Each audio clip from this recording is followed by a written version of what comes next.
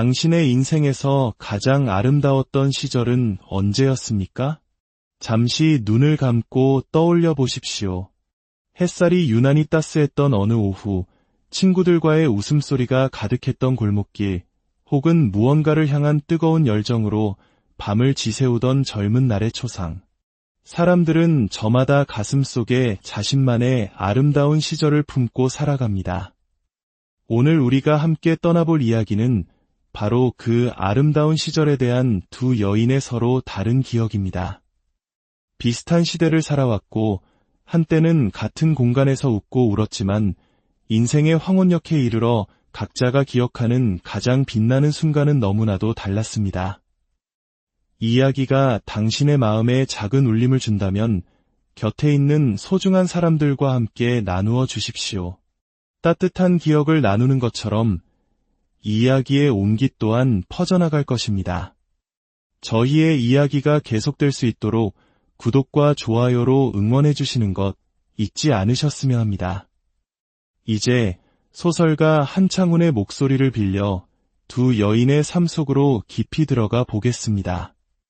이들의 이야기는 어쩌면 우리 부모님 세대가 겪어온 급격한 산업화의 물결 속에서 피고 졌던 수많은 삶의 편린일지도 모릅니다. 이야기의 제목은 아름다운 시절입니다. 차가운 겨울바람이 스산하게 불어오는 어느 어촌 마을, 어은택의 집에 손님이 찾아옵니다. 바로 오랜 친구인 성심네입니다. 그녀의 손에는 바카스 2병과 약, 그리고 소주 1병이 들려 있습니다. 간밤 꿈자리가 사나워 친구가 걱정되었다며 이른 아침부터 버스를 타고 달려온 것입니다. 성심네가 논두렁길을 걸어오는 모습은 마치 한 폭의 그림과도 같았습니다. 비록 세월의 흔적은 역력했지만 젊은 시절부터 몸에 밴 우아한 자태는 여전했습니다. 그녀의 뒤를 마치 애벌레처럼 한 노인이 꾸물꾸물 따라붙습니다. 바로 옆 염전에서 일하는 간쟁이 노인입니다. 그는 평생 성심네를 마음에 품어왔지만 말 한마디 제대로 건네지 못하고 그저 그림자처럼 그녀의 뒤를 따를 뿐입니다. 아이고, 동생. 많이 다쳤는가? 걱정이 가득한 성심네의 물음에 어은택은 괜찮다며 멋쩍게 웃습니다. 어제 저녁 홀로 갯벌에 놓아둔 정치망을 거들어 나갔다가 깨진 유리병에 다리를 심하게 베인 것입니다. 이야기가 펼쳐지는 공간은 1970년대와 80년대 대한민국이 가난을 벗고 산업화의 길로 힘차게 나아가던 시절의 서산 해안가입니다. 조용하던 어촌마을 옆으로 거대한 정유, 화학공단이 들어서면서 마을의 풍경은 하루가 다르게 변해가고 있었습니다. 어은택이 그물을 거들어 나간 갯벌 너머로는 밤에도 꺼지지 않는 공단의 불빛과 하늘로 치솟은 굴뚝들이 기이한 풍경을 만들어내고 있었죠. 어은택은 남편이 제사 때문에 집을 비운 사이 홀로 칠흑 같은 어둠과 질척이는 갯벌을 헤치며 그물을 향해 걸었습니다. 예전 같았으면 킬로그램 단위로 잡히던 물고기들은 공장이 들어선 이후 눈에 띄게 줄어 그날 잡힌 것은 겨우 농어 새끼 몇 마리와 숭어 1마리뿐이었습니다. 게다가 공장에서 흘러나온 기름 탓인지 갯벌에서 나는 모든 것에서 역한 기름내가 난다는 소문이 돌면서 사람들의 발길마저 뜸해진 뒤였습니다. 집으로 돌아오던 길, 어둠 속에서 무언가 날카로운 것이 그녀의 다리를 깊게 스쳤습니다. 밀려드는 바닷물을 피해 허둥지둥 집으로 돌아와 보니 상처에서는 붉은 피가 멈추지 않고 흘러내리고 있었습니다. 남편도 없는 텅 빈 집에서 그녀는 끙끙 앓으며 외로운 밤을 꼬박 새워야 했습니다. 그런 그녀에게 친구 성심네의 방문은 가뭄의 단비와도 같았습니다. 뒤이어 따라 들어온 간쟁이 노인까지 세 사람은 작은 방에 둘러앉아 소주잔을 기울이며 이야기꽃을 피웁니다. 어은택의 다친 모습을 보던 성심네가 문득 옛 기억을 떠올립니다. 그러고 보니 옛날에 성님이 다쳤던 데하고 비슷하구먼. 그 한마디에 방 안에는 웃음꽃이 피어납니다. 옛날 이야기. 그것은 두 여인의 인생에서 가장 빛나던 그리고 가장 달랐던 시절의 이야기였습니다. 지금은 초라한 시골 과부 신세인 성심내. 하지만 수십 년 전 그녀는 서산 바닥에서 가장 잘나가던 술집 성심옥의 에이스였습니다. 당시 논단이라 불리던 술집 여성들 중에서도 그녀의 미모와 수와는 단연 돋보였습니다. 군수, 조합장, 지역 유지들 치고 그녀를 마음에 품어보지 않은 이가 없었을 정도였죠. 그녀는 타고난 매력으로 남자들을 구슬리며 비단옷을 입고 화려한 시절을 보냈습니다. 어느 날 혈기왕성한 젊은 청년 하나가 오토바이로 그녀를 꿰어 바닷가로 내달린 사건이 있었습니다. 험한 꼴을 당하기 직전 그녀는 달리는 오토바이에서 몸을 던지는 대담함을 보입니다.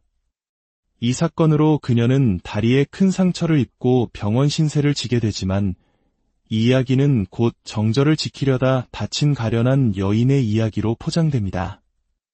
이 소문을 들은 군수는 그녀를 더욱 극진히 보살폈고 이 사건은 오히려 그녀의 명성을 드높이는 계기가 되었습니다. 그때의 성심내는 마치 하늘을 나는 연처럼 거칠 것 없이 훨훨 날아오르던 시절이었습니다.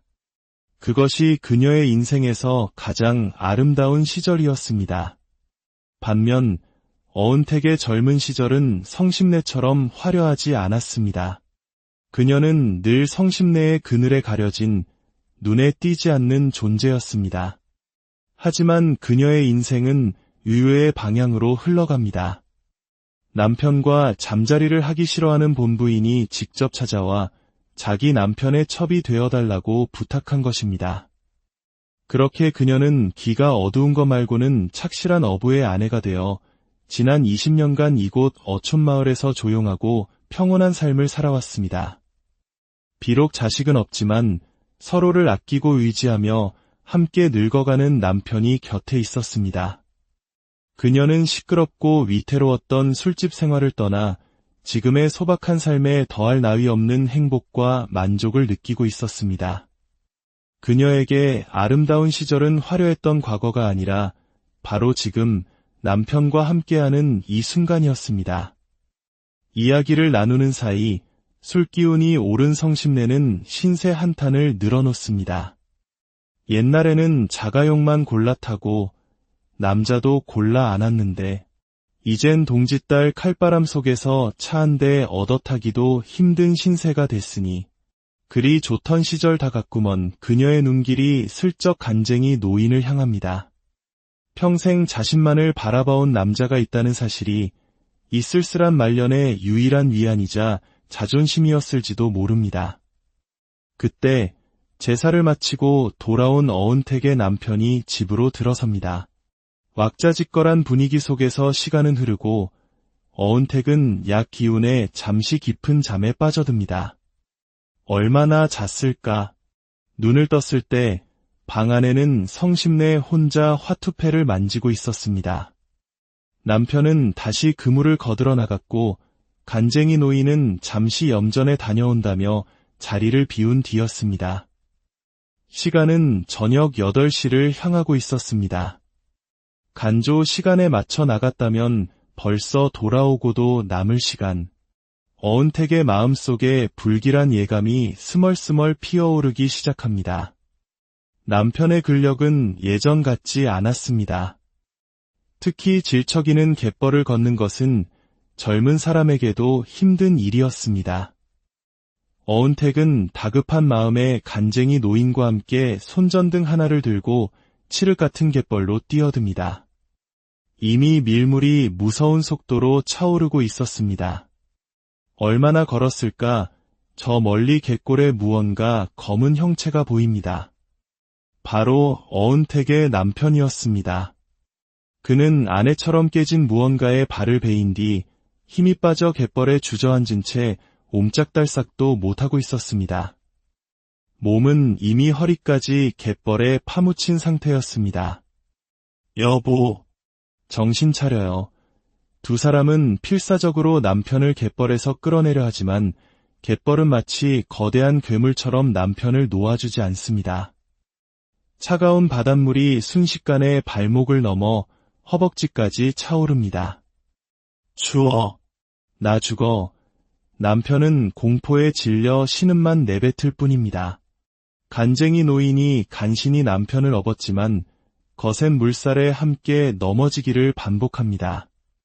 칠흑 같은 어둠 속에서 집마당의 60촉 백열등 불빛만이 아득하게 흔들립니다. 세 사람은 서로를 붙잡고 밀고 당기며 필사적으로 물과 싸웁니다. 죽음의 공포 속에서 그들은 오직 살아야 한다는 일념 하나로 차가운 바닷물을 헤치고 나아갑니다. 간신히 무트로 기어 나왔을 때 그들은 이미 온몸이 뻘투성이가 된 채 기진맥진한 상태였습니다. 마중 나와 발만 동동 구르던 성심네의 도움으로 세 사람은 비틀거리며 집 안으로 들어섭니다. 문을 향해 몰아치던 거센 바닷바람이 그들이 문 안으로 사라지자 마치 무언가에 튕겨나가듯 허공으로 흩어집니다. 이야기는 이렇게 끝이 납니다. 여러분은 어떻게 들으셨나요? 화려한 젊은 날을 아름다운 시절로 기억하며 살아가는 성심네, 그리고 소박하지만 평온한 지금을 아름다운 시절이라 여기는 어은택. 두 사람의 삶 중 어느 쪽이 더 행복하다고 말할 수는 없을 것입니다. 다만 이 이야기는 우리에게 질문을 던집니다. 진정으로 아름다운 삶이란 무엇인가? 인생의 가치는 어디에 있는가? 어쩌면 가장 아름다운 시절이란 화려하게 빛나는 과거의 한때가 아니라 시련 속에서도 서로의 손을 놓지 않고 함께 어둠을 헤쳐나오는 지금 이 순간에 있는 것은 아닐까요? 당신의 아름다운 시절은 지금 바로 여기에서 만들어지고 있을지도 모릅니다. 오늘 당신의 곁을 지키는 소중한 사람들의 손을 한번 꼭 잡아주시길 바랍니다. 그 온기 속에서 당신의 가장 아름다운 날들이 피어나기를 기원하며 오늘 이야기를 마칩니다.